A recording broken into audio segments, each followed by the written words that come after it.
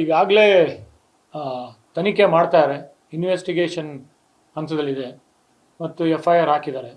ಗುರು ನಮಸ್ಕಾರ ಗುರು, ನನ್ನ ಮರ್ತ್ಬಿಟ್ಯಾ? ಈ ಥರ ಸಮಯದಲ್ಲಿ ನಾನು ಕಮೆಂಟ್ ಮಾಡಿದ್ರೆ ತಪ್ಪಾಗುತ್ತೆ. ಈ ಥರ ಒಂದು ಸಂದರ್ಭದಲ್ಲಿ ಅವಳು ಕತ್ರಿ ನೀನ್ ಛತ್ರಿ, ನಿಮ್ಮಿಬ್ಬರಿಗೂ ಜೋಡಿನ ಅಲ್ಲ. ಅದೇ ನನಗೆಲ್ಲದಕ್ಕಿಂತ ನಾನು ನೋಡ್ತಾ ಇರೋದು ನನ್ನ ಮಾಧ್ಯಮ ಮಿತ್ರರೇ ಅದನ್ನ ರಿಪೋರ್ಟ್ ಮಾಡಿದ್ದಾರೆ, ವರದಿ ಮಾಡಿದ್ದಾರೆ, ಈಗಾಗಲೇ ಎಲ್ಲ ಹೇಳಿದ್ದಾರೆ. ನಿಂಗೆ ಯಾಕೆ ಸುಮ್ಕೆನಿರಲ್ಲ, ದೊಡ್ಡವ್ರ ಸಮಾಚಾರ ಏನೇನು ನಡೀತಾ ಇದೆ, ಒಂದು ಕ್ಷಣಕ್ಕೂ ಡೆವಲಪ್ಮೆಂಟ್ಸ್ ಎಲ್ಲ ನೀವೇ ನೀಡ್ತಾ ಇದ್ದೀರಾ, ಅದನ್ನೇ ನಾನು ಒಬ್ಬ ವೀಕ್ಷಕನಾಗಿ ನೋಡ್ತಾ ಇದ್ದೀನಿ. ಅದು ಇನ್ವೆಸ್ಟಿಗೇಷನ್ ನಡೀತಾ ಇದೆ, ನಡೀಲಿ, ಪೊಲೀಸ್ ಅವ್ರು ಮಾಡ್ತಾ ಇದ್ದಾರೆ. ಅದ್ರ ಬಗ್ಗೆ ನಾನು ಕಮೆಂಟ್ ಮಾಡೋದು ಈ ಒಂದು ಸಂದರ್ಭದಲ್ಲಿ ಸರಿ ಇರೋದಿಲ್ಲ.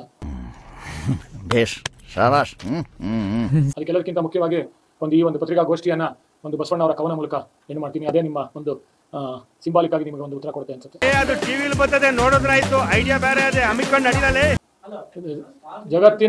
ಜಗತ್ತಿನ ಡೊಂಕು ನೀವೇಕೆ ತಿದ್ದುವಿರಿ, ನಿಮ್ಮ ಸೂಪರ್ ಹಂಸಲೇಖ ಅವ್ರೇನ್ ಬರೆಯಲ್ಲ.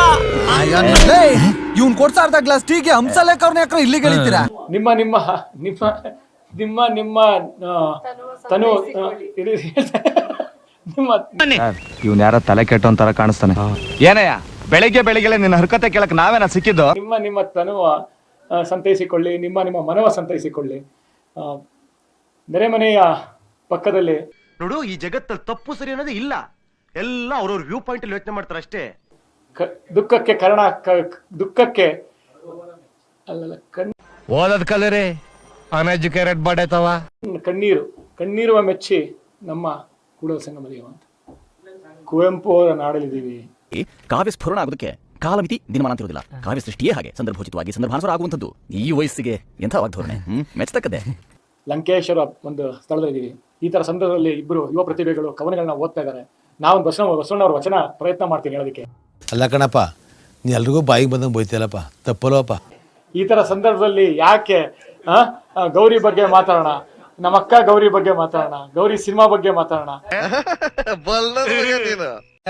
ಇಷ್ಟ ಹೇಳಕ್ ಇಷ್ಟಪಡ್ತೀನಿ. ಓಕೆ ಫ್ರೆಂಡ್, ಬಾಯ್. 7 ಮೀಟರ್ ಕುಡಿದಾರ ಅನ್ನೋದು ನಾನು 2 ಮಾತು ಮುಗಿದು ಅಂತ ಹೇಳ್ಬೋದು. ಎಷ್ಟು ಜನ ಕಚರ ನನ್ನ ಮಕ್ಕಳು ಮನೇಲಿ ಹೆಂಡತಿ ಇಟ್ಕೊಂಡು ಹೊರಗಡೆ ಇನ್ನೊಂದು ಸೆಟಪ್ ಮಾಡ್ಕೊಂಡಿಲ್ಲ. ಎಷ್ಟು ಜನ ವರ್ಷ ಹೆಂಗಸರು ಮನೇಲಿ ಗಂಡನ ಇಟ್ಕೊಂಡು ಮನ್ಸಲ್ಲಿ ಇನ್ನೊಬ್ಬನ ಇಟ್ಕೊಂಡಿಲ್ಲ.